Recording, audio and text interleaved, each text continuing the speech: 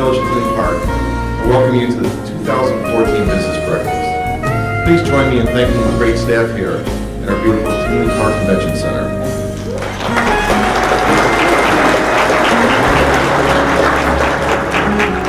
Now, if you could please join us on stage, Mayor Ed Zabrocki and Trustee David Seaman.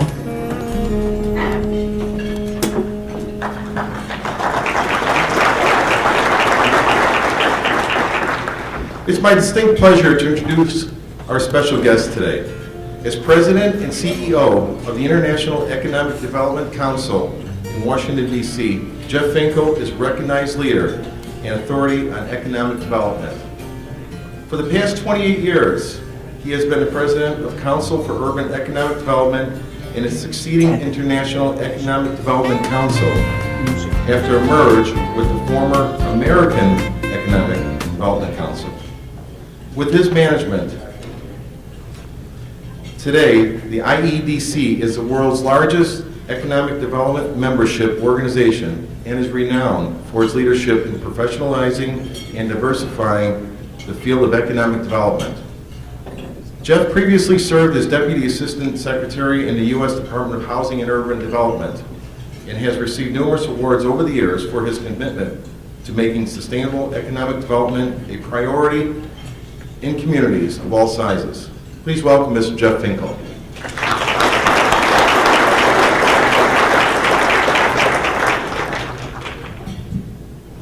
Good morning, everyone.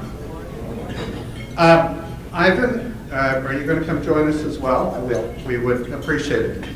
I am here to make a special presentation this morning. IEDC, as has been noted, is the professional organization for the people who work in economic development. Ivan Baker, the Director of Economic Development here in Tinley Park, would be our local member. You go all around the United States and Canada and other places around the world, and you will find the full-time practitioner who is trying to create, retain, expand jobs, and develop tax base in their communities will be likely to be a member of the International Economic Development Council. Like any membership organizations, we have a variety of services that we provide our members. We put out newsletters, we track legislation, we have annual conference, training seminars, etc. But one of the programs that we undertake is what we call the Accredited Economic Development Organizations Program. Ivan and his team decided that they were wanting to become accredited. And you can look at many municipal governments, state governments, county governments, and you will find various types of programs receive accreditations. Frankly, if you walk into, and I hate to use this comparison, if you walk into a zoo, you frankly want to be in a zoo that has been accredited by the National Zoological Society because they have set standards in terms of best practices in how to manage and deal with the animals in the zoo. Now, how that compares to economic development, Ivan and I would be happy to share with you at a bar at another time. But we do have an accreditation program. And that accreditation program takes you through a whole series of steps in best or better practices and how economic development programs work, how they're funded, what is the proper delivery systems that economic development programs go through. The program was created in the early 1990s. Organizations that earn the AEDO designation enjoy enhanced visibility within the community, better credibility with stakeholders, such as business leaders, political leaders, funders, and clients. Frankly, I've given out a number of these AEDO presentations, and I will tell you that particularly when I'm with the private sector, there is a great deal of comfort if they're putting money on the table with a public-private partnership, that they feel better that their program they're putting money into has received an accreditation. We've accredited 2 states. We've accredited the state of Delaware and the state of Louisiana When I presented the accreditation to the state of Louisiana, I did it at the governor's State of the Union address before the entire state legislature. So last week, after months of preparation, a team visit here to Tinley Park, Tinley Park was announced as getting their accreditation, and the committee said in their report that Ivan Baker and his team have set a very high bar for other economic development organizations in Illinois. The AEDL review team was very impressed with its site visit to Tinley Park and in the organization's application itself. In particular, the review team spoke very highly of the economic development staff. In its site visit report, the AEDL review team noted that although Tinley Park economic development is constrained by an extremely lean budget, they have earned the respect of the economic development allies throughout the community and region and are considered Tinley Park's go-to team. In addition, the AEDO report speaks highly of the village's board of directors and the commercial commission, saying these representatives demonstrated a true passion for Tinley Park and a desire to shape the community in a way that raises the quality of living for all residents. So with that, Mayor, Trustee David Seaman, ECC Chairman Marty Ward, and Ivan Baker, I would like to present to you your AEDO certificate.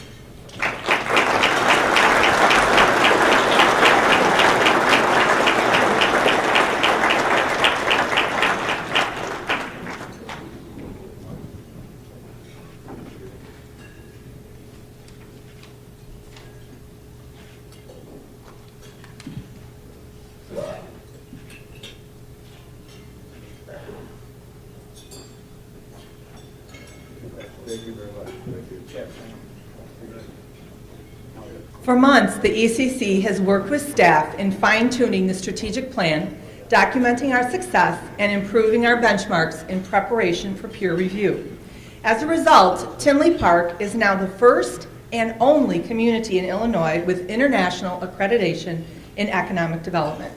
With evident pride and pro-business leadership, Tinley Park remains a model of economic development excellence with financial strength and business diversity that is unmatched in the Midwest. Please join me in thanking and recognizing our excellent elected leaders of Tinley Park. Mayor Ed Zabrocki, Village Clerk Patrick Ray, Trustee David Seaman, Trustee Greg Hannon, Trustee Brian Maher, Trustee Thomas Stoughton Jr., Trustee Patty Leone, and Trustee TJ Grady.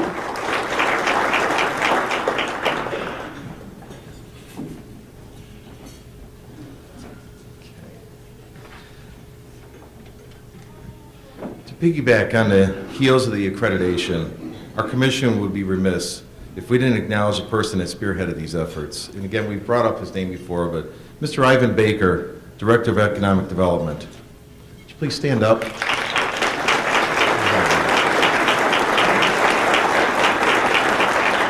Ivan has demonstrated a forward-thinking approach towards making Tinley Park the recognized leader, not just locally, but nationally, for economic development. His tireless enthusiasm and passion that he demonstrates has certainly helped our commission, and most importantly, our village. So again, Ivan, we thank you very much for your effort and time. Your Tinley Park Economic Commercial Commission includes appointed local business leaders who work closely with Trustee David Seaman to recommend actions that will improve our business climate. The commissioners review issues and make recommendations on real estate maximization, finance and incentives, marketing, and business retention. Rebecca and I are fortunate to work with these outstanding business leaders. Please stand and remain standing when I call your name.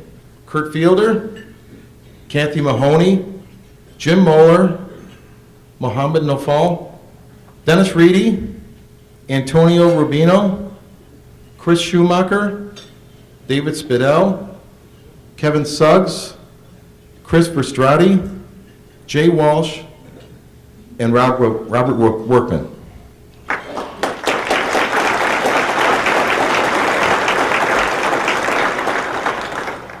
thank you for all your time spending with our commission, too.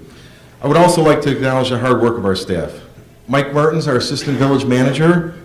Please stand when we recognize your name. Steve Tilton, Assistant Village Manager. Again, Ivan Baker, Director of Economic Development. Len Wensick, Business Retention Director. Joanne Carroll, our Commission Secretary, Nancy Byrne. And our graduate intern, Kyle Terry. Our Building and Planning Department, and our Marketing Department, and the entire village staff that works to make our community a great place to live and work. Let's give them a hand.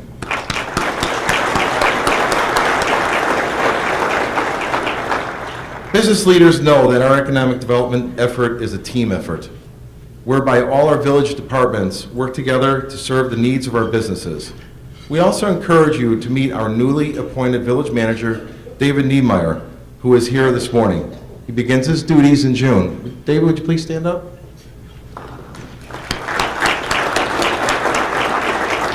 We look forward to working with you, David. Congratulations.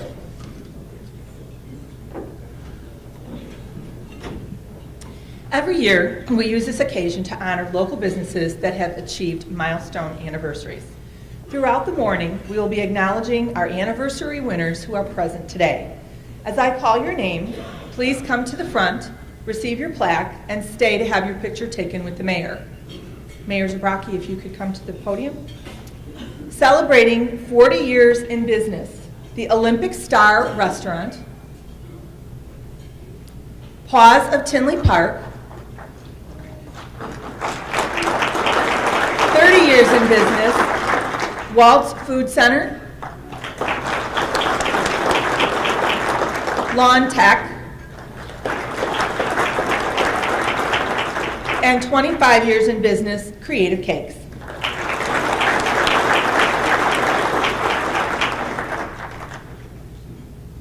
Congratulations to each and every one of you.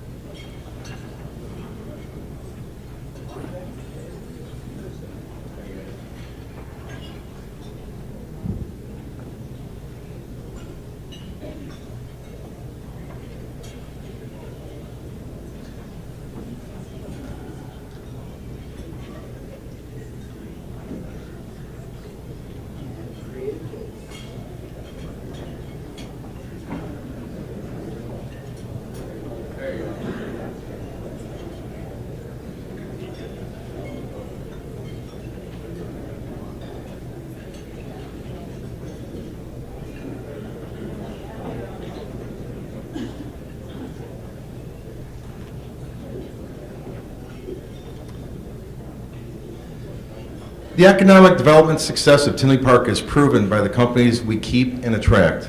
It is our privilege to introduce two business leaders to comment on the business climate and economic development of Tinley Park. Mention real buttercream cakes and pastries, and you think of Creative Cakes, a 25-year-old local company, and that has become a beacon of baking excellence in the region. From small pastry parties to celebratory weddings, sisters Becky Palermo and Beth Fahey bring a high level of care and detail to every creation. The company recently expanded and opened a downtown French-styled cafe, with crepes, salads, soups, sandwiches, pastries, coffee, wine, and our local Hailstorm Brewing Company beer. Creative Cakes definitely has the recipe for business owners. Please welcome co-owners Beth Fahey.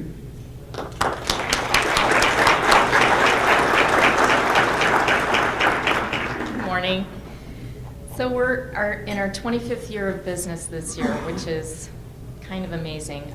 Becky and I haven't been the owners for the entire 25 years, although my sister Becky has been with Creative Cakes for over 20 years, so we kind of feel like maybe we deserve to be up here and get this plaque. So, so I'll just give you a little history about us. You know, we were a bake-to-order bakery when we bought the bakery in 2002, and then we've morphed into a few different things over the years. In 2005, we moved over to Rubino's Plaza, and that was fantastic for us. We then had cakes and pastries and things that people could just pick up. And then we started getting bored again, so we started thinking, well, what can we do? The cake craze, if you guys have watched Food Network, you'll have noticed that, you know, Cake Boss and programs like that have been really popular, but we noticed in our industry that that was kind of topping out.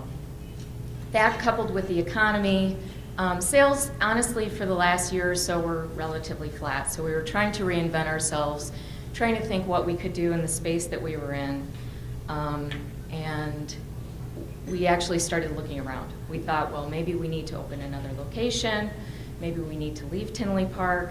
I mean, there were a lot of different things that we thought about. So I'm glad to say that we didn't leave Tinley Park.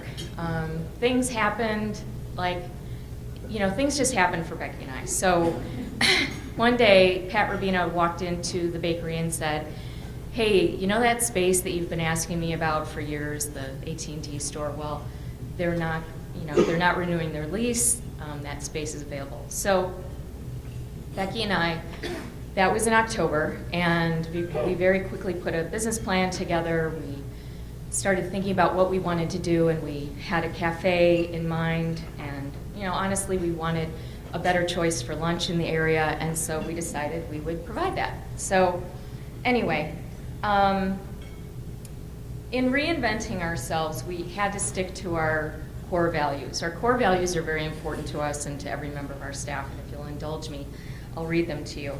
Amazing desserts and food, stellar service, a wow experience for all, solid finance, a great place to work and learn, strong, healthy relationships, and active in our community. When we developed our core values a few years ago, we weren't really great at everything. Amazing desserts, absolutely. But active in our community, we were really not too involved with the community. You know, we wrote a check to the Chamber of Commerce, but that's not really being active in your community. So Becky and I began to get more involved. I joined the Main Street Commission. I became friends with lots of other business owners. And the thing that I want to talk about more is the community that we are in and how influential they were on us being able to expand. So I want to mention some businesses that were very helpful to us in this expansion process. First and foremost, Aaron Jakubiak at PNC Bank fought the fight for us, particularly with the SBA and getting an SBA loan. That was a difficult process, but he was our champion the entire way. So it was really great to work with Aaron. Ivan Baker early on took lots of crazy phone calls from me about all kinds of different spaces in the area. We didn't want to leave Rubino's, but we were just exploring other options. So he was fantastic at, you know, just thinking outside the box with us. Mike and Ellen Clark of Ed and Joe's invited us into their restaurant, let us walk behind their bars, see what all kinds of equipment we might need for the project. They were incredibly helpful with food costing and all kinds of things like that. Rebecca Palumbo gave me great advice on marketing. Photos by Rick is going to come in and do photos of our new store. And then everyone on my Main Street Commission was incredibly helpful as far as giving us feedback about the menu, about the space, how we might design it. And then last but not least, the Rubino family was amazing. They are, for those of you that don't know Rubino's, and I don't know anyone in this room that does know Rubino's, the family themselves are amazing people. Pat Rubino has been incredibly instrumental in helping us get the project off the ground. So I just wanted to make mention of the people in the community and how being active in our community, that core value, it's not just us, but it's everyone within Tinley Park. And so we've made Tinley Park our place to stay. We're going to be here for a long time to come, and I'd like to thank you for inviting me to speak today.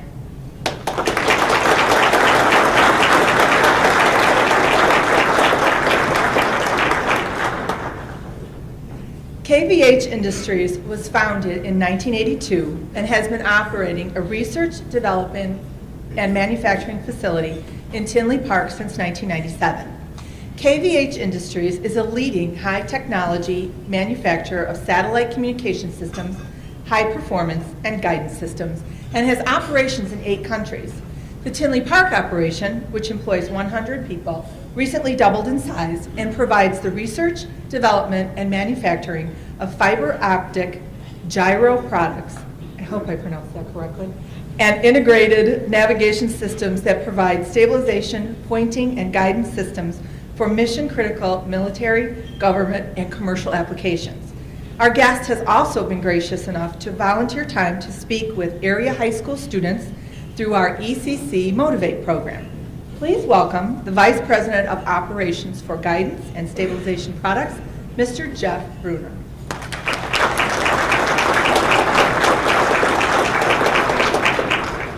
Thank you.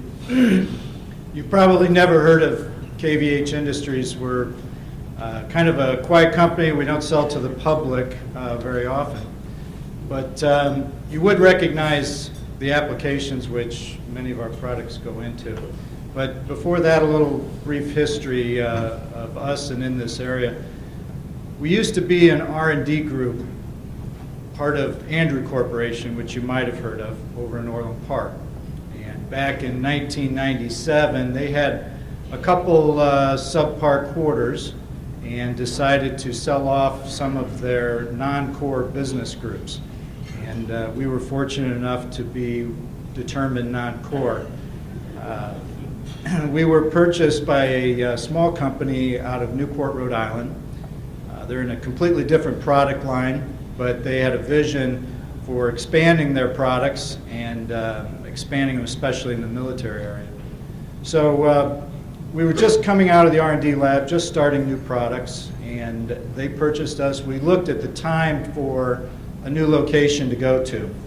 Obviously, we wanted to keep and retain most of our skilled employees that we could, so we didn't want to move too far away. But we had about a 25-mile radius that we drew on a map. We pinpointed where the employees were. We looked for good avenues of highway systems, roads to get people to our workplace. And then we went to visit a number of sites in these areas, and they ranged from Joliet over to Lansing, up into Oak Lawn, etc. We were looking for about 23,000 square feet, 25,000 square feet, and we needed it a good value and build out. So when we searched around, a clear choice for us was Tinley Park. And I think everybody here agree that from an infrastructure standpoint, Tinley Park excels with I-80 right here, 294, 57. So a lot of easy access. The train system, we even have some employees that reside downtown and commute out here. So from our standpoint, it was a pretty easy choice. So in 1998, early 98, we moved in to Tinley Crossings. I think we were one of the first buildings put up there, the first residents in that park. We took over 23,000 square feet in a large warehouse-style building, and we leased that space with about 21 people. For a few years, we lost quite a bit of money and had revenue of about $600,000 a year. So fast forward 16 years, now we're up to 120 people, about 50 million in sales, and we've been profitable for quite a while. And we attribute part of that success to the opportunity to be in Will County and still have a good village, a good infrastructure that Tinley Park offers. So real quick about the products we sell.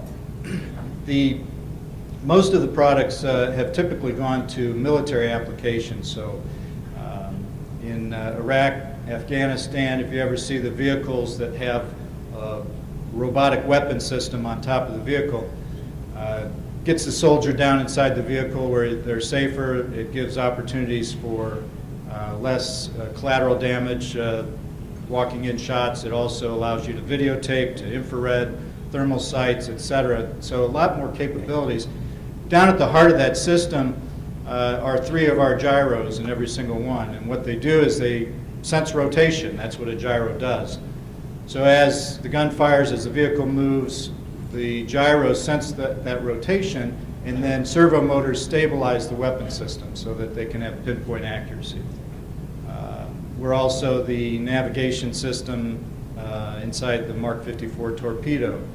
A lot of the drones and camera systems on helicopters, and going into some of the commercial applications. A lot of the movies you see now with the fly-in scenes at buildings and over terrain are done with stabilized cameras on underneath helicopters, and those are stabilized with our gyros.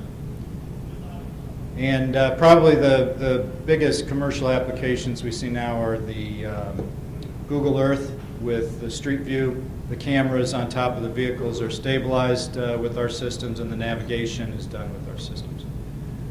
Robotics, automated guided vehicles, you name it. Anything that needs really high precision stabilization or rotation sensing uses our fiber optic sensors. So we make all our own fiber, we make all our own components, we splice those components together into optical circuits, we marry it with circuit boards, we do thermal testing, and then ship to customers around the world. So it's a very high tech, but we're a quiet company. We don't sell to anybody locally. Most of them are large name businesses, and our competitors are Northrop Grumman, Honeywell, and then some foreign companies. So it's a small group that make this type of product. And here we are, little company at Tinley Park, competing around the world. So I mentioned when we looked at Tinley Park, we looked for good infrastructure, and that's known. We have been here 16 years. We watched the community grow up with us. This building we're in wasn't here. Pretty much everything south of 183rd Street wasn't here now. So we've seen it all grow up around us, which has been kind of interesting. Some of the other things that we look for, 2 main things. First off, we look for stability, because we're investing millions of dollars in capital projects every year. So to do that, we want to make sure that we have a stable environment so that we can do our forward plans, 5-year plans. We want to make sure that we can count on those variables to be consistent year after year, and that's something Tinley Park does for us. And the second thing is education, because we need a skilled workforce. I've yet to find anybody with fiber optics experience to bring in as a worker, but so we're willing to train all of those skills, but we do need sound math skills. Computer skills are highly sought after. We have more computers than we have people in our facility. So a sound education is critical, and if they've gone to extended schooling, then we know they have the commitment that they'll show up for work every day. So that's very important to us as well. Tinley Park having DeVry and ITTers is critical to that. Ivan has been pushing it down into the high school level as well, and so we've done some speeches to high school students from freshmen through seniors, trying to make sure that they stay in school, they focus on core things, they keep clean, and are hopefully available as future workers for high-tech industries. So with that, thanks to Tinley Park for helping us grow and being there for us, and thank you.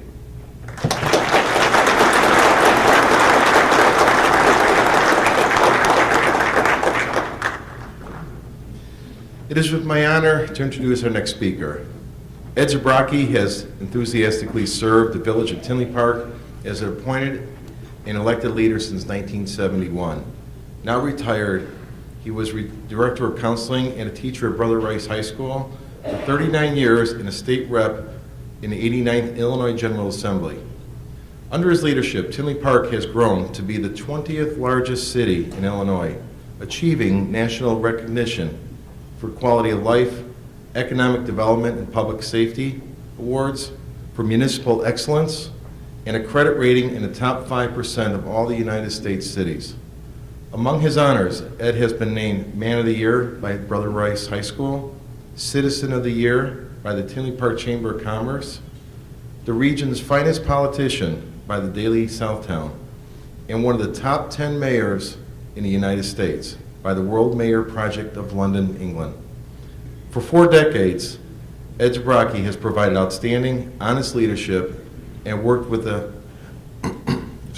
worked other hardworking elected officials to make sure that Tinley Park is a community with a great quality of life and a healthy, diverse economy.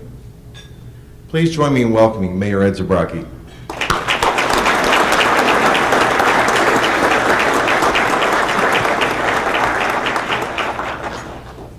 Thank you very much, Marty. Let me get organized here for a minute.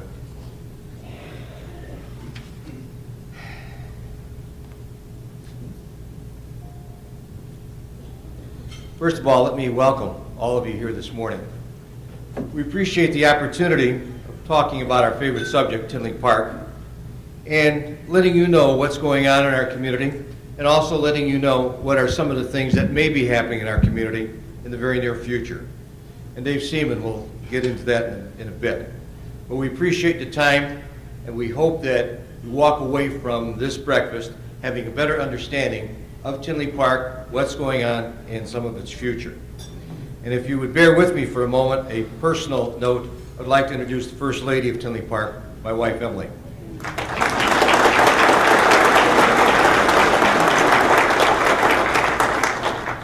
The Greek philosopher Plato said 2,400 years ago, this city is what it is because our citizens are what they are. Here in Tinley Park, we know that is true.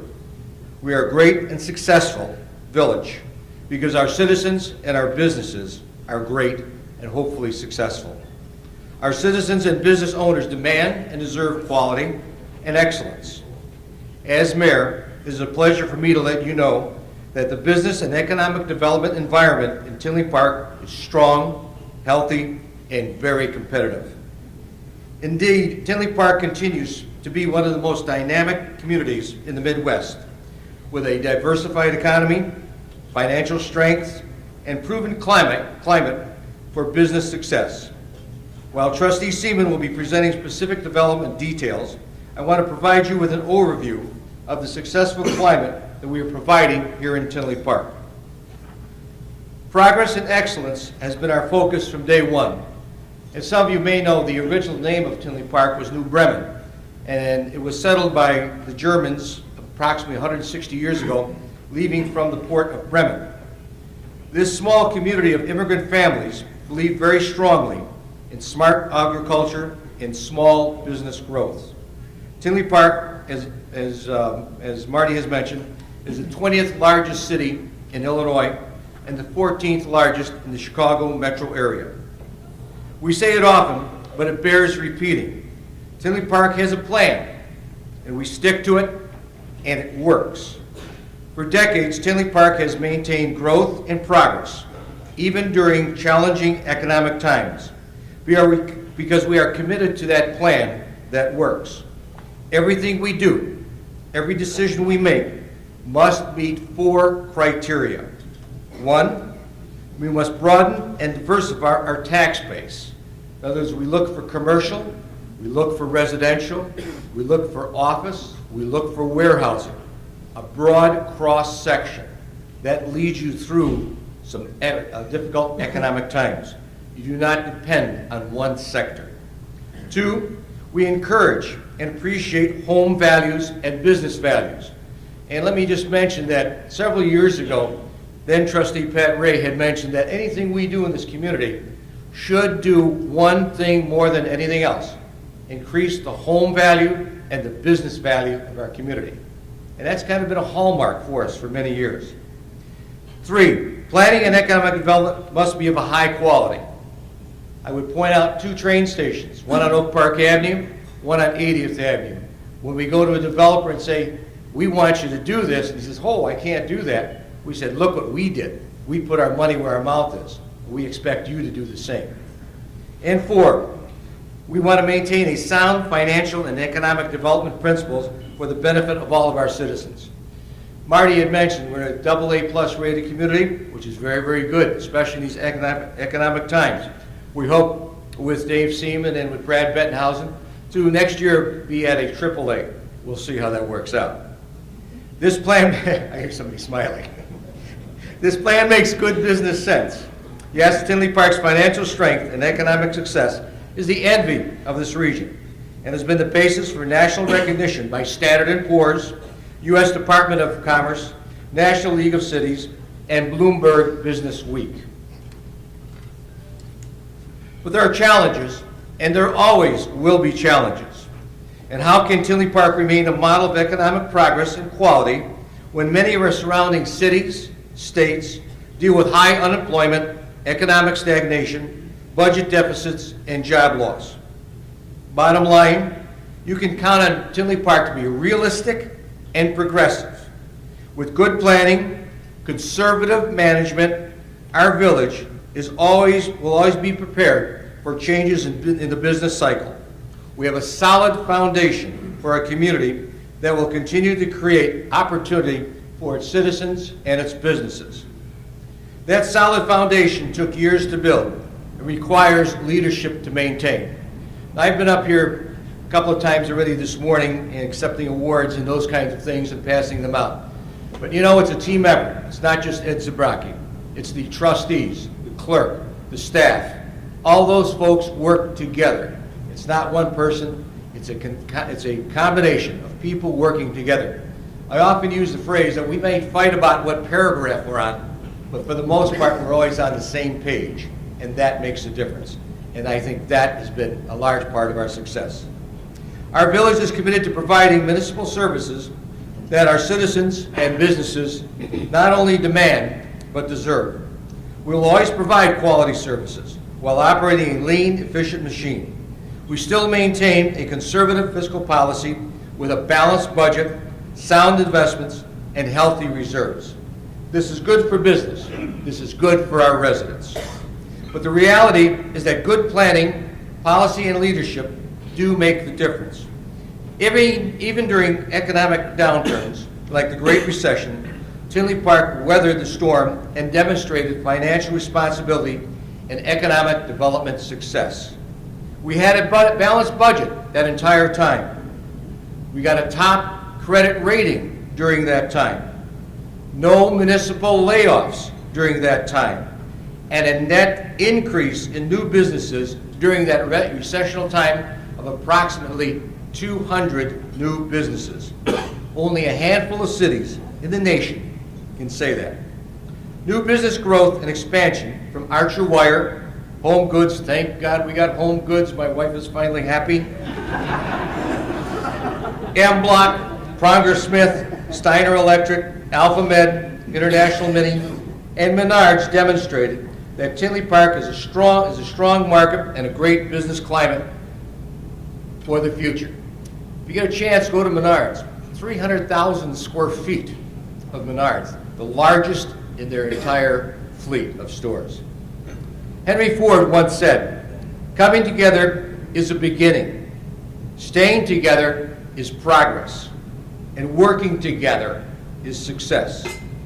Teamwork makes a difference, and it always will.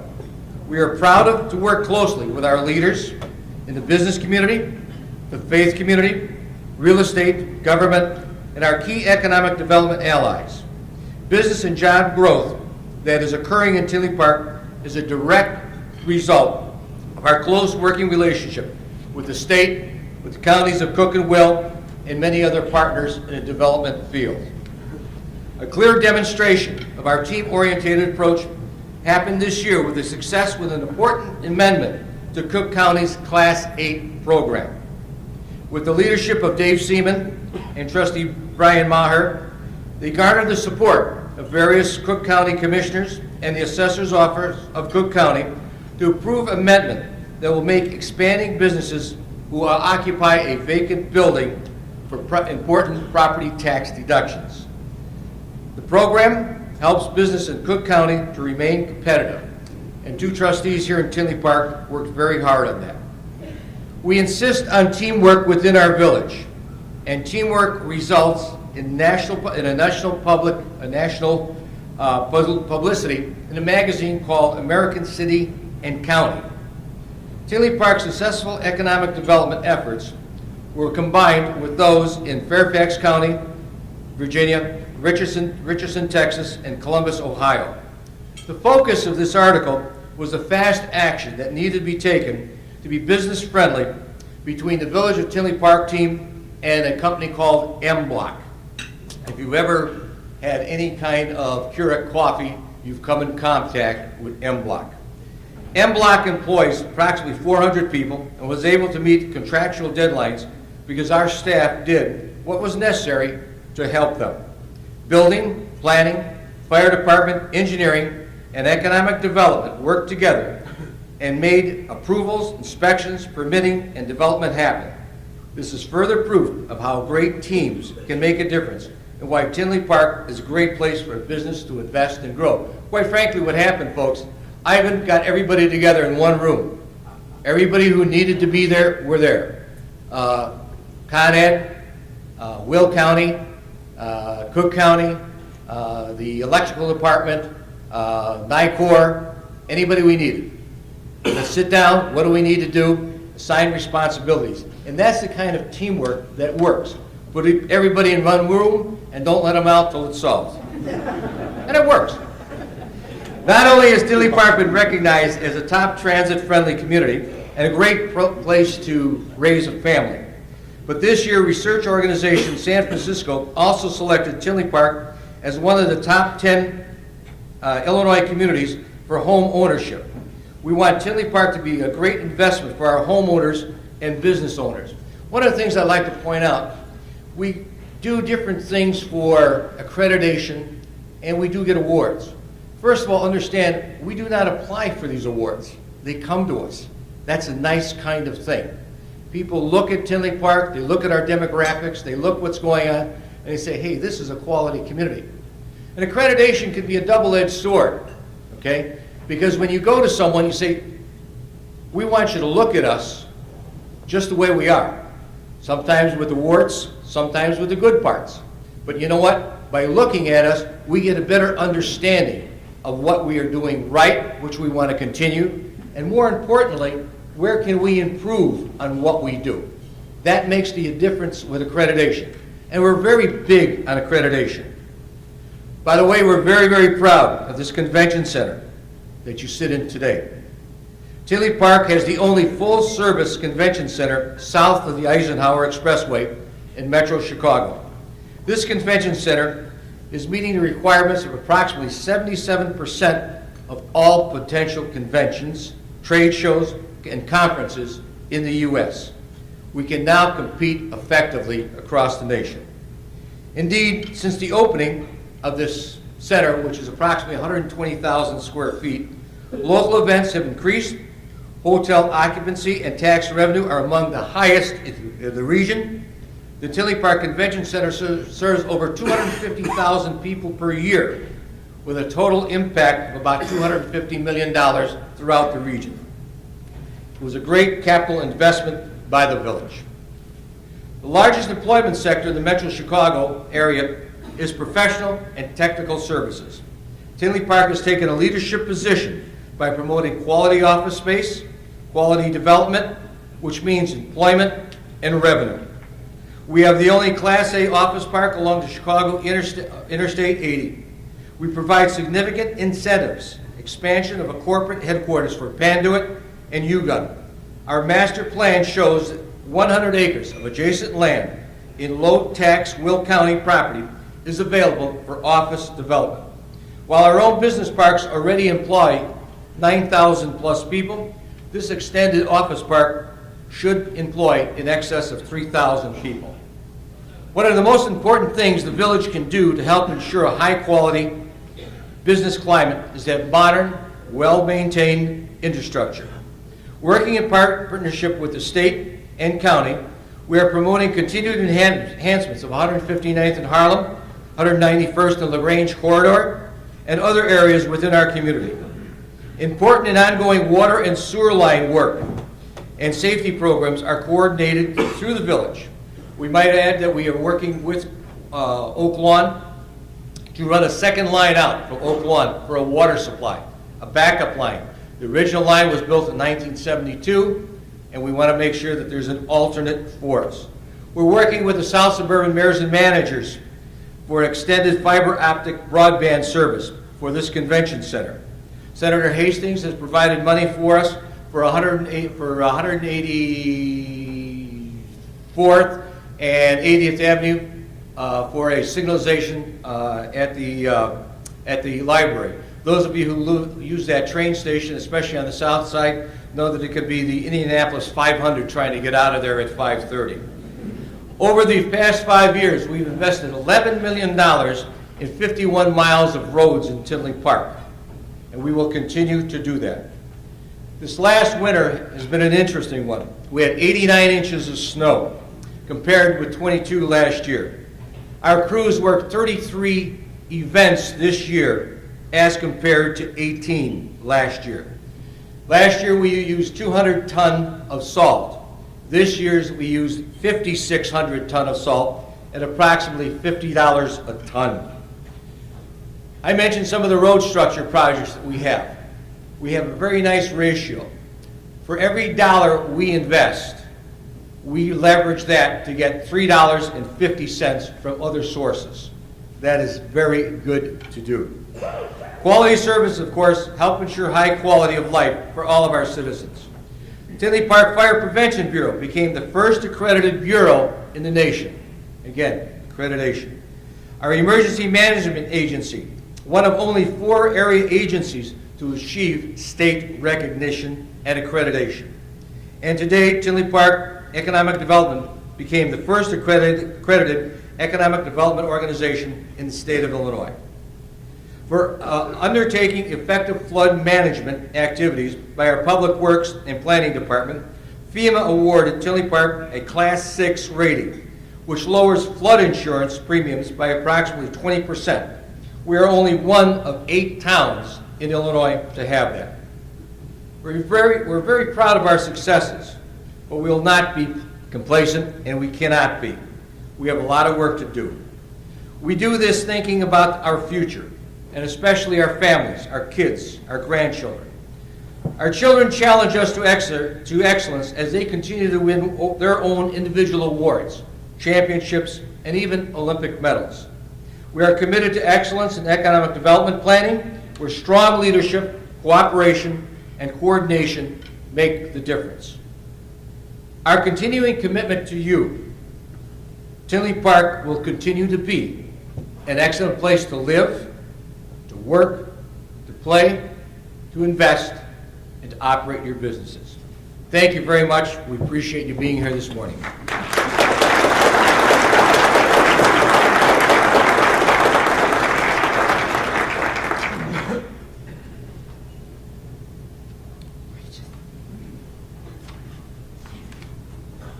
Pardon me.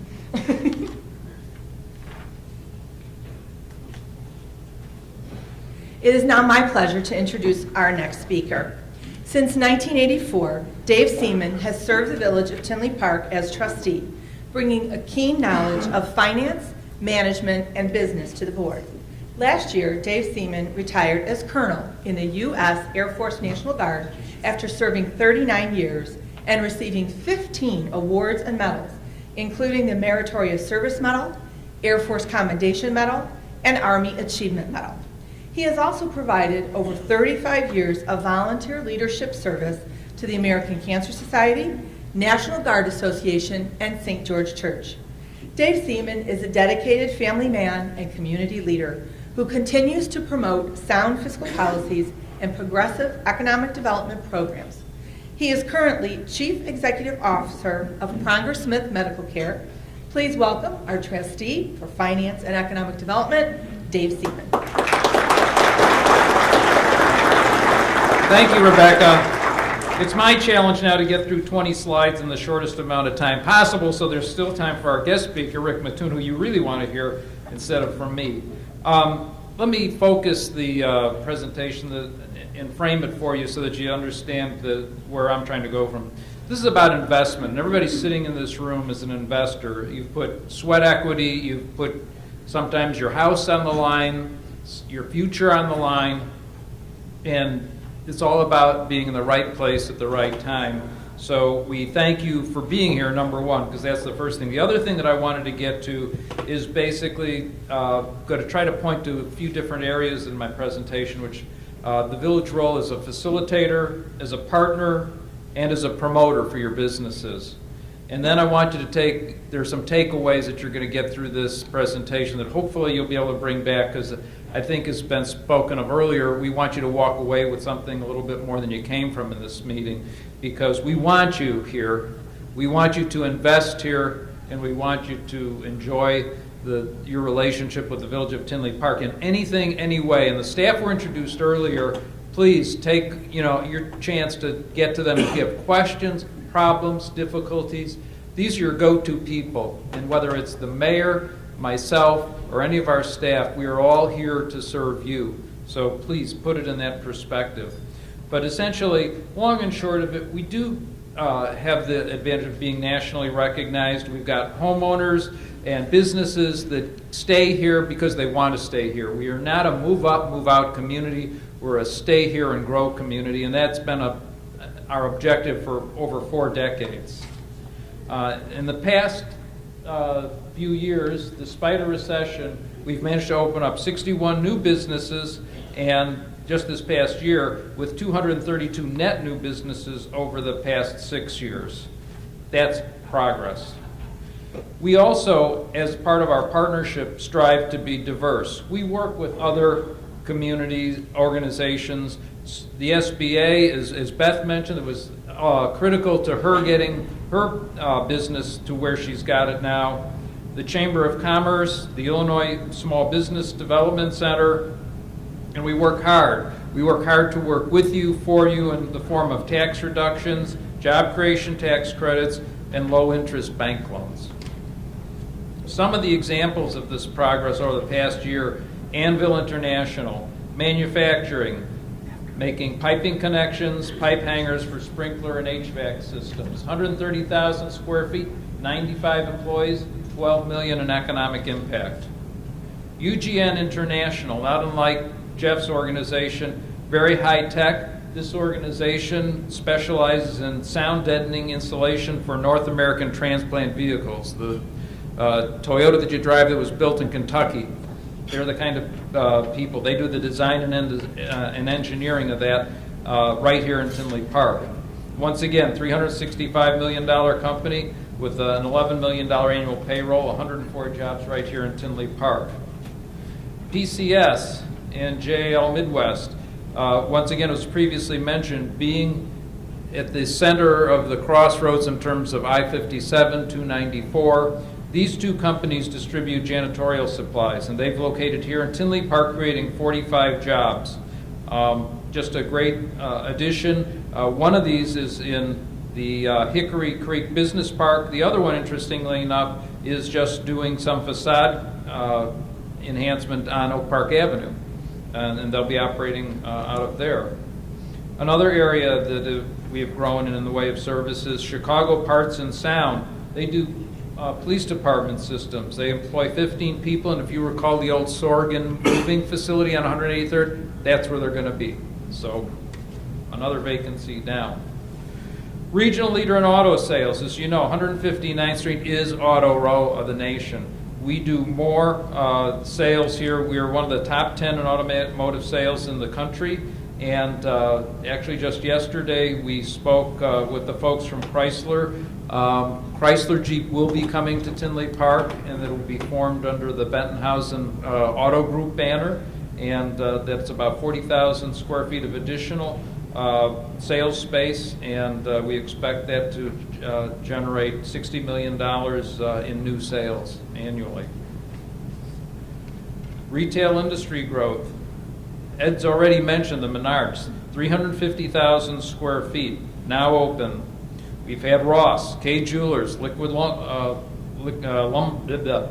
Liquidators, And we have, in total, over 3 million square feet of retail space in Tinley, with only 12 cities, which I guess makes us 13th. We have to change that. We've got to work on that, Ivan. We've got to get away from that 13. Only 12 cities in Metro Chicago have more annual retail sales than Tinley Park. And to give you an idea of where this puts us, we have more retail sales than Lombard, Arlington Heights, and most of your spouses will appreciate this, Oak Brook, in Downers Grove. So it shows you the caliber and the quality of activity that's in this community. Healthcare and education, once again, big employment base, high quality jobs, high paying jobs, over 1,000 people providing services for thousands of area restaurants. Once again, not a village issue, but a regional magnet. Some statistics. Our vacancies remain low, not as low as we'd like, and as was mentioned earlier, unfortunately we have to live in the context to a large degree of Cook County and the state of Illinois. These, quite frankly, are handicaps to us when it comes to credit ratings and other things, and I'm sure many of you as business people have choices, and sometimes there are trade-offs that are made. But I think the way that we distinguish ourselves from the others, and neighboring states being one, are basically what we bring in the way of infrastructure, labor stock, housing stock, and in this case, we have opportunities. Vacancies remain low in Tinley Park, but we always love expansion. So any of you want to expand, we've got plenty of space. Beth talked about how she did it, and I think that those opportunities are abundant, and we will do anything we can to support you in those efforts. Building permits. We're on an upswing. Certainly not like the bang times of the, late 80s and 2000, early 2000s, but we're on the mend, and we still have an opportunity to serve your growth needs with over 700 commercial acres available and 300 acres of residential available. We also have a lot of redevelopment opportunities, and our focus, of course, is downtown Tinley. New construction permits up 19%. Once again, the number 19% sounds good, but in the context of where we're coming from, long way to go. We continue to work on it, work with you to do better. Once again, we continue to levy as conservatively as possible, and the way that we do that is to abate those tax levies to the extent that we can with other revenue streams. Over the past 32 years, we've done abatements on these your annual property taxes. This year, it was $5.7 million, and we will continue to do this to benefit not only residents, but also businesses and property owners as well. Promotion. We have a lot of opportunities here in town, and we work as best as we can to promote our town in as many venues as possible.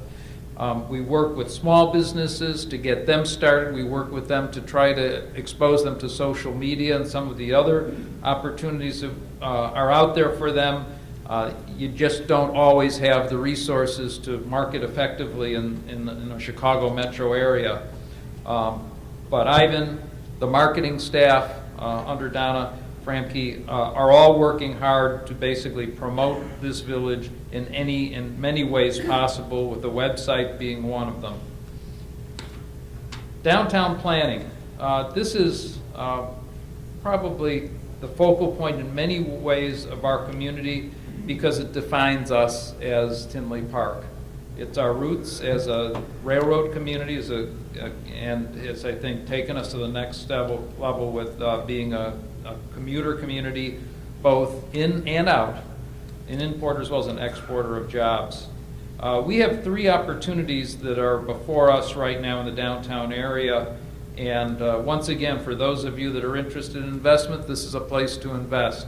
We've got the South Street project, and we've got one of the group here that's working that one. We've got the North Street project, and we've got the old Central Junior High School site. All in downtown Tinley, all opportunities. We're focusing right now on high-density residential to get and to enhance the experience of downtown Tinley Park. One of the things that's on the drawing board is an enhancement of Zabrocki Plaza. We want to see that grow. We want to see that expand, once again, to be a destination spot. Later on in this week, you're going to see our benches on the avenue roll out, and that's important, once again, for getting people into downtown Tinley. We couldn't do all this without volunteer leadership. And we have an Economic and Commercial Commission that Marty represents as chair. We also have the Main Street Commission. There are 21 of these individuals that constitute these two commissions that work very hard on your behalf in many ways, shapes, or forms, most of the times behind the scenes. And but they're there to support your village leadership so that we know where you're coming from when you have issues, when you have problems, that we're responsive and that we can respond appropriately. We focus in areas, Main Street Commission in particular is focused on downtown growth in support of the Legacy Development Plan, community events, and small development business programs.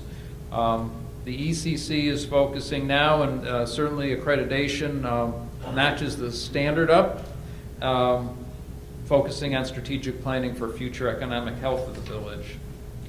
Something that we did with some reticence, but we had to address it. Property taxes in this area continue to be a challenge, not only for you as business owners, but also for you as that have homes especially in the Cook County area.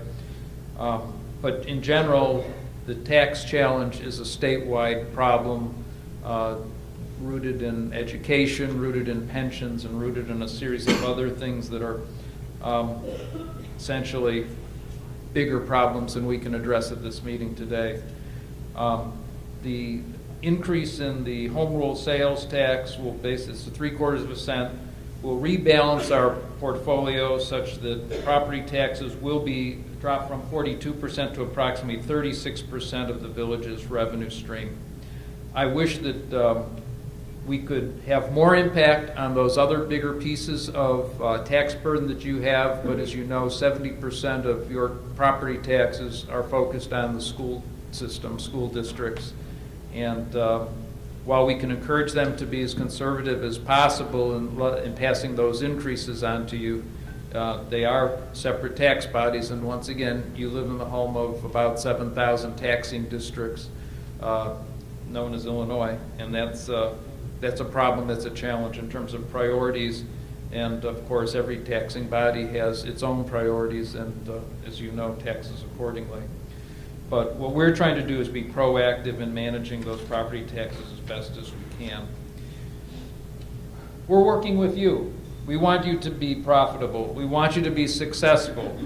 We want you to come to us when you're just getting those seeds of an idea about how your business can grow and what you can do. We'd like to think that we're seeing the end of a recession. We'd like to think that we're seeing better things coming. And so what we want to do is be the first thought that you have of growth. We want you to be the first thought that you have of opportunity and the first thought that you have in terms of investment. So when you think of new things, new plans, bigger ideas, think of Tinley Park, because we're here to support you. Thank you very much.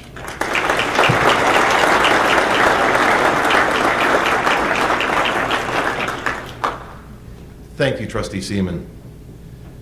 Our next guest, we had him last year, and it was really entertaining on the economic views, and you'll enjoy this. Rick Mattoon is a senior economic advisor for the Economic Research Department of the Federal Reserve Bank of Chicago. Mr. Mattoon's primary research focuses on issues that face the Midwest region economy. Mr. Mattoon began his career at the Chicago Fed in 1990.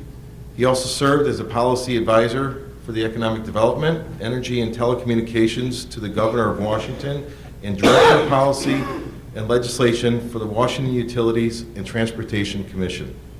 Educated at Kenyon College at the University of Chicago, Rick Mattoon serves on the board of Chicago Manufacturing Renaissance Council, the advisory committee to the Chicago Workforce Investment Council, the Pension Committee of the Civic Federation, and is a member of the Joint Advisory Board of Economists to the Governor of Virginia. He also serves as a lecturer at the Kellogg School of Management at Northwestern University. We are fortunate that he will share his economic insight with us today. Please welcome Mr. Rick Mattoon.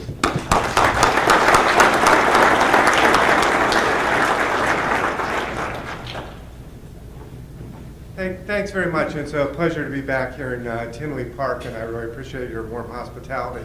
Again, I want to set some sort of a sense of expectation for what my talk is going to be like, and I do this by telling a joke. This is basically because this will probably be the high point of my talk for most of you, and it also sets you with some sort of expectation for what economist talks are usually like. So this is a short and sweet one, which goes like this, basically. A person decides to become an economist when they realize they don't have quite enough personality to be either an accountant or an actuary. So that gives you some sense as to why we choose our profession. So, what I want to do today is I want to talk about the U.S. economy, I want to talk about Chicago's economy, and then I want to talk a little bit about how the effects of what's going on in Chicago will sort of spill over into Tinley Park and sort of what that means for the for this very vibrant community that you have here. The first thing I want to touch on is basically four themes. When you look at the U.S. economy right now, one of the things that we've been spending a lot of time on is trying to understand the nature of this current recovery. It's been very fitful and it's been very disappointing. So we've had this very slow path out of this very deep recession. And there's a couple of reasons that economists identify for why this has been the case. The first is the Great Recession was a financial recession, and financial recessions are just really different from, quote, normal recessions. I'm going to show you some evidence that's going to support that. And the first thing you have to realize is when a financial recession is really characterized by the buildup of leverage within the financial system. And so one of the necessary precursors to gain growth into the economy is you have to sort of flush this leverage out of the system. So essentially you have to rebuild balance sheets. And this happened really for households, for governments, for firms, basically throughout the economy.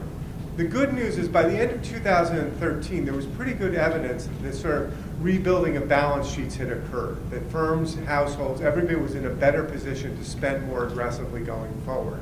The bad news was in 2013, we didn't get much growth out of the economy. GDP growth for the entire year was only up about 1.9%. That was well below what most people had forecasted. Economists came up, as always, with a number of sort of explanations for why this didn't occur, why we didn't get the growth that we sort of had anticipated in 2013. And there were a couple of things that sort of led as explanations. The first is this notion of uncertainty. And some academic economists have actually done work at looking at what the cost of particularly fiscal policy uncertainty is on growth.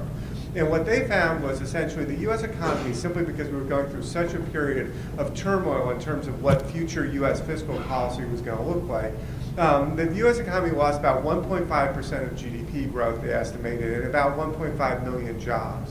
And they said this was almost entirely because of this uncertain climate that made it very hard for people to know whether or not it was a good time to make investments. The second thing that most economists noted is the nature of who has benefited during this recovery has really been uneven. So if you think of it basically as to who's doing pretty well right now, it's people who basically own assets. So if you own stocks, if you own real estate, basically your wealth has been more than restored since the drop in the recession's onset. However, if you don't own any of these things, you haven't really seen your situation improve much. Wages have stayed very flat through this period of time. We've had very little sort of ability for sort of a lot of average people to sort of feel better about where things are. So you've had this very uneven sort of pattern in terms of who's benefited from the recovery.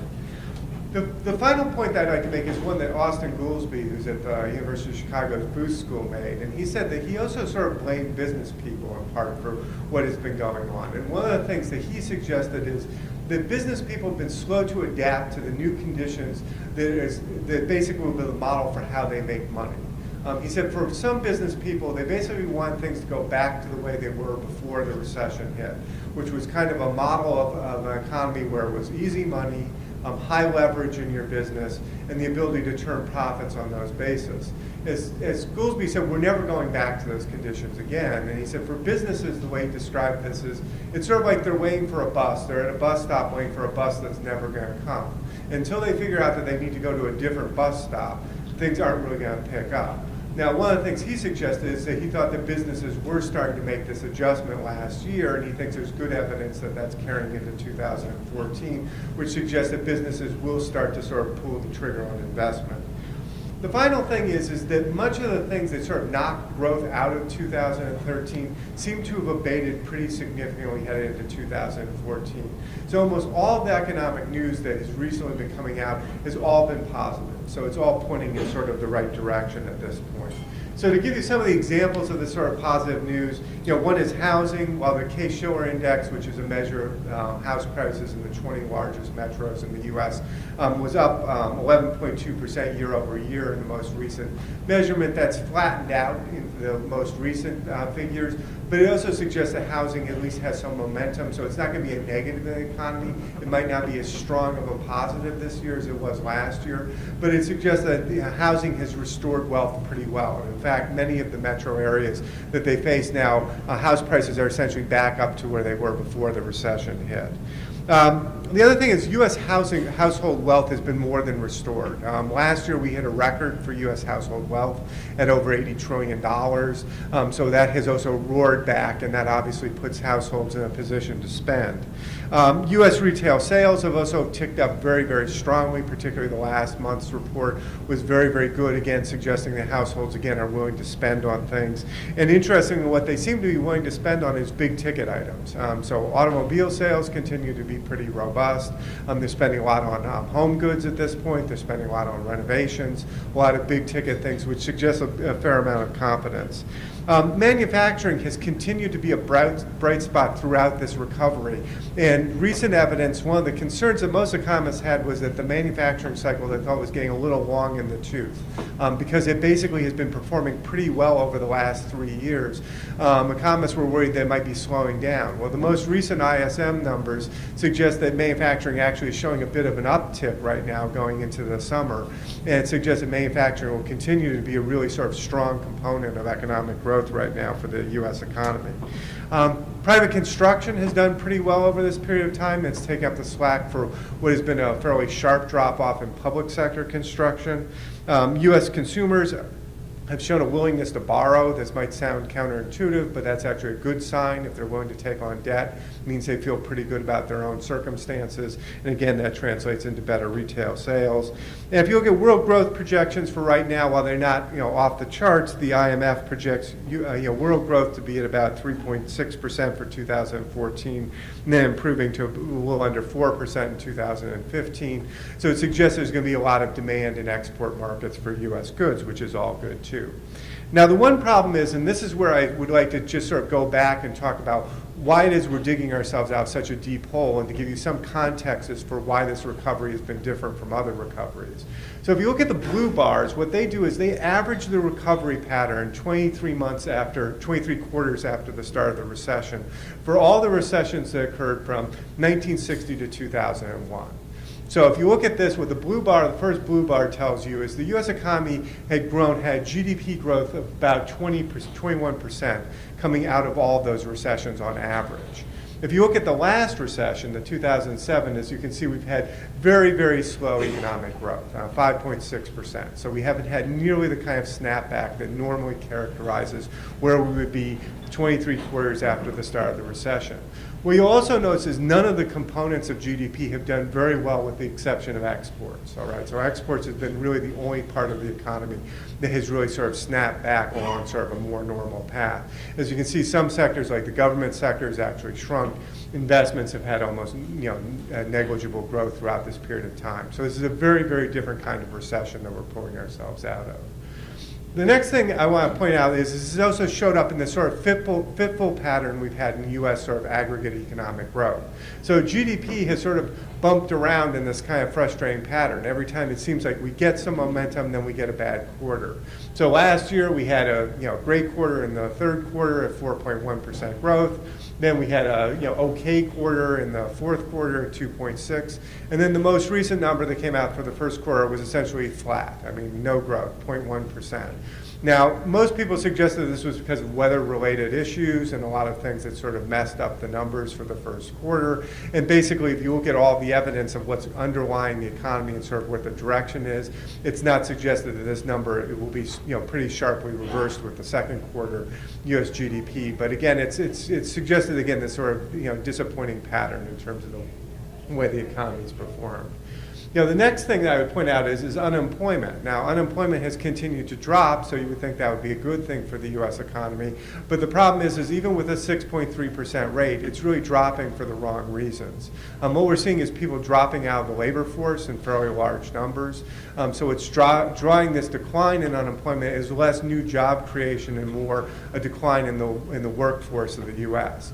So what we'd like to see is better net monthly job gains, because that would indicate a much more healthy labor market. Now, the last month's number actually was pretty good that way. So if you look at the last month's, what we have is we had a gain of 288,000 new jobs in that month. And that was a good indicator, because what that suggested is we'd seen some strength, some snapback in the labor market in terms of behavior, and those things all necessarily point to a better labor market situation. The problem is that the job gains have been really inconsistent. And if you think of the U.S. economy from a labor market perspective, we basically need to add about 100,000 net new jobs per month just to accommodate new entrants into the labor market. Coming out this deep of a recession, we would be expecting to add about 250,000 net new jobs every month going forward. And we haven't had that pattern. And we haven't had that pattern of consistent 250,000 plus gains. So hopefully we're sparking that with this last labor report, but it still waits to be seen. The next thing you can see is, again, real personal consumption expenditures have, again, been moving in the right direction. People are willing to spend. That's good news in terms of the economy's sort of overall growth rate. The next slide I want to show you shows this recovery of wealth within the U.S. So as you can see, U.S. household wealth has hit a record amount at over $80 trillion at this point. Again, another indicator that there's lots of liquidity in this market that will allow investments to occur. And I think that's one of the things that most economists like to sort of focus on. If you look at businesses, non-financial businesses today, the largest 100 corporations in the U.S. Have literally about just under $3 trillion of cash on their books. Banks have about $2 trillion parked in excess reserves. If you release this money into the economy, you're going to get a big pickup. There's lots of cash available for investment at this point. So what does this all add up to? So if you talk to economists going into this year, what they said was 2014 is not going to be a boom year, but it's going to be growth that's going to feel measurably better. You're going to see some of this output gap that has been characterized in the U.S. economy being worked off. Essentially, it's a growth rate that most people are pegging at around 2.7 to 3% for this year, with a little better going into 2015. I cited this one article from the Wall Street Journal that they put out at the beginning of this year. I cited it mostly because it agreed with everything I had already told you in my presentation, so I thought maybe it was particularly brilliant. But as they said, they basically cited the same issues that I had identified, which again, the sort of rebuilding of balance sheets, consumers being more confident, businesses are being poised to spend, and some of the government headwinds which we had last year through sequestration and through all the other sorts of things that went on with budget gridlock appear to be less of a factor this year. The last factor that they didn't cite that I think is really important, and particularly important for the Midwest, has been this sort of energy revolution that's been going on, particularly in natural gas.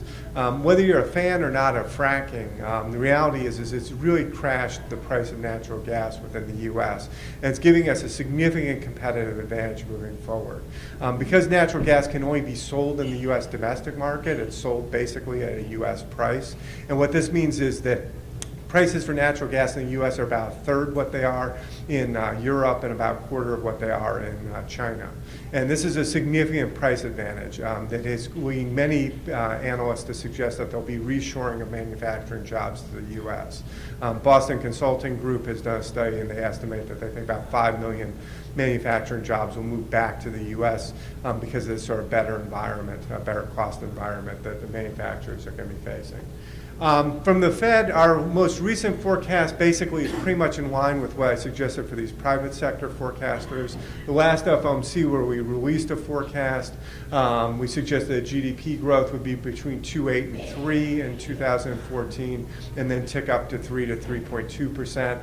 We expect inflation not only to be contained, but actually be running below what we'd like it to be. We'd like it to be around 2%.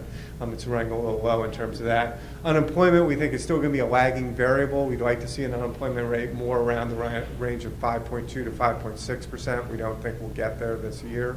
And in terms of Fed policy, we continue to taper in terms of the quantitative easing program, which is this asset purchase program that we've been doing. We've been cutting $10 billion essentially at every FOMC meeting since the beginning of last year, since the beginning of the end of last year. But there's also an expectation, and the Fed presidents have made it fairly clear that they don't expect the Fed funds rate to move up until at least 2015. So the 0 to 0.25% range on the Fed funds rate will remain in place. So monetary policy should still be pretty stimulative. So next I want to finally just turn to the Chicago region. So how does Chicago do relative to this whole picture? Well, the first thing is Chicago really lagged the U.S. both going into this recession and its recovery. We've had substantially higher unemployment rates, lower level of investments, and part of it was the mix of industries within our particular region. So we're more business services and professional services dominated, and these were industries that had a much slower snapback in terms of their sort of employment, in terms of their business recovery models. And so what we saw last year, though, was finally with some momentum in the Chicago region. The Chicago economy seemed to spark up a lot in professional and business services. We saw hiring improve. We saw business outlooks improve significantly. And the evidence suggested that things were looking pretty promising. Similarly, in terms of home values, Case-Shiller Index has shown Chicago region house prices rising a strong 11.1%. Supply of single-family homes is also, substantially contracted to a point where you have a fairly much tighter real estate market, which is going to be better for house sales. And we've also really worked down the foreclosure levels within the Chicago region. So again, all the sort of real estate things are pointing in the right direction. A recent report by BMO Capital Markets also suggests that gross state product is also poised to start to accelerate. So they expect Chicago region, the Illinois gross state product to improve to about 2.5% in 2014 and 2.9% in 2015. So growth is certainly on the mend in terms of that. Factory activity is also looking really good. The Chicago Purchasing Managers Index, when they look at manufacturing activity in Chicago, it's actually been running above the U.S. average. So manufacturing firms, again, have been a really strong contributor throughout this period of time. So Chicago is also looking really good that way. So what could get away of this sort of better recovery of Chicago's economy? Well, the first thing is this persistent and elevated unemployment rate. As long as Chicago ranks as one of these cities that has sort of a higher than national average unemployment rate, that's just sort of a bad marketing thing for Chicago. Again, the idea is it's going to drift down this year, but it's still going to be elevated relative to the U.S. average. And then most profoundly, it's going to be fiscal drag. That's the thing that's going to be most the hallmark of sort of Chicago's region at this point. Now, I think this is where the comments of the mayor and the head of your Economic Development Commission really play in very well, which is I think one of the things you have to realize is you're in a region right now, Illinois and the Chicago metro region, that's going to be characterized by a lot of fiscal uncertainty and a lot of fiscal weakness. And that's going to make this region a harder place for people to want to invest in. The good thing for Tinley Park is for people who do want to invest in this region, you offer one of the best opportunities that they're going to have. Because you have this stable fiscal base, you have this diversified economy, you have this infrastructure in place. So on a relative basis, for businesses that want to be in the Chicago region, Tinley Park is going to become a more desirable location than many, many of the other options that they have available. The problem is that, again, you're going to have a narrowing set because people are simply from other states are going to turn away from Chicago because of all this fiscal sort of stress that's being sort of leveled within the region. So if you look at some examples of where Illinois is at this point, this is a indicator, coincident index indicator that the Philadelphia Fed puts together. Basically shows where Illinois is relative to sort of its business cycle performance. As you can see, it had very sharp contraction in this recession. It's not quite back to the peak before it was, but it has been showing, again, significant progress, particularly over the last couple of years. If you look at, again, what creates a sort of fiscal uncertainty for Illinois, it's the fact that we really haven't solved any of our fiscal problems. So this was the schedule for what was supposed to happen to the temporary income tax increase. It was supposed to be rolled back beginning in 2015. The governor's proposed making this permanent.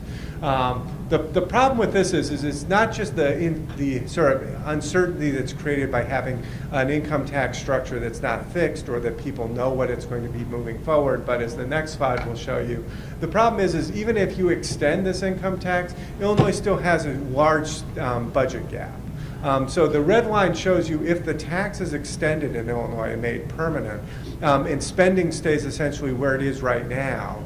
If you trace this out, this is an estimate from the University of Illinois Institute of Government and Public Affairs. As you can see, Illinois still ends up with a structural budget deficit of more than $6 billion, in the near future. Without the tax being increased, as you can see, it drops off. It becomes much, much worse, much, much faster. But the indication is that even with this additional revenue, we really haven't solved our budget problem within the state. Now, if you push this forward to Chicago, and some would argue that the Chicago city problem is actually potentially worse than Illinois is. So the first thing that Chicago's gotten itself into trouble with is pension liability. If you look at the liability per capita for Chicago residents of all the overlapping unfunded pensions at this point, it's about almost $19,000 per person. That's just a huge budget gap to be looking at. As you can see, it's just the direct liability of just the city of Chicago pension funds is $7,100 at this point. If you go to the next slide, assuming we can clear that. If we go to the next slide, what you can see is Chicago has also done a lot of budget practices right now to sort of mend this gap that aren't really necessarily good fiscal practices. So one thing they've done is they've particularly issued a lot of taxable debt at this point in time for non-capital purposes, just to sort of smooth over general operating situations. They've tried to push for pension reform, but this is still up in the air, both in terms of its constitutionality and whether or not it's actually going to work. They've tried some service consolidation within the Chicago public schools. And again, what they did this year is they basically asked for kind of a floating line of credit in the budget, which, again, isn't probably necessarily good practice. If you look at this next slide, what it's going to show you is this is what Chicago's behavior has been. And so the red bar is Chicago issuing taxable bonds at this point. So these are bonds not for capital purposes. And as you can see, what Chicago is doing is it's loading up on taxable bonds relative to other sorts of possible investments that they could be making.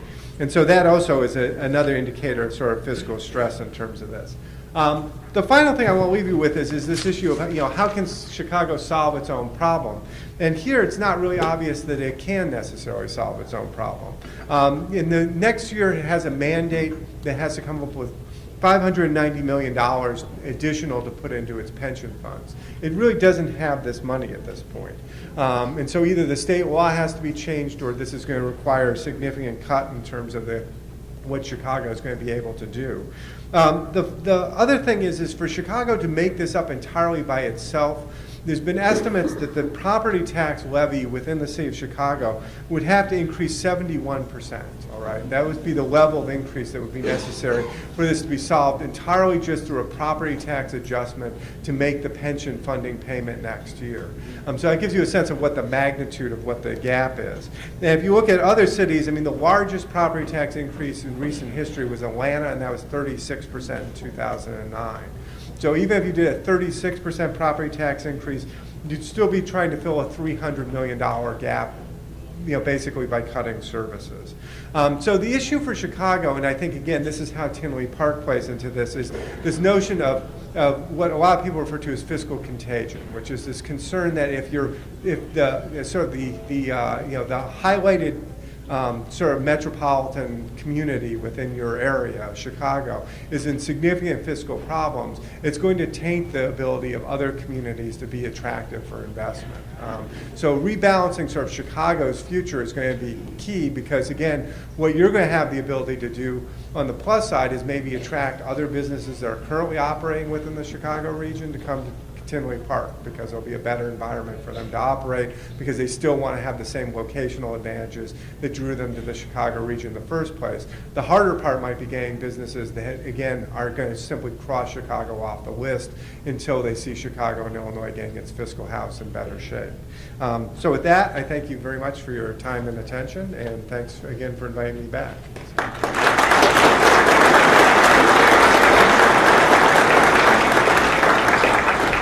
We have a couple of more awards to give out before we close for the morning. We are proud to recognize the following businesses that are celebrating their 25th year in business.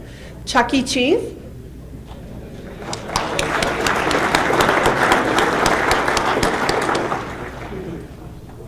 E&B Liquors, Midas Mufflers. Please come up to the podium and get your award and your picture taken. Norman Cleaners on 171st Street. And photos by Rick.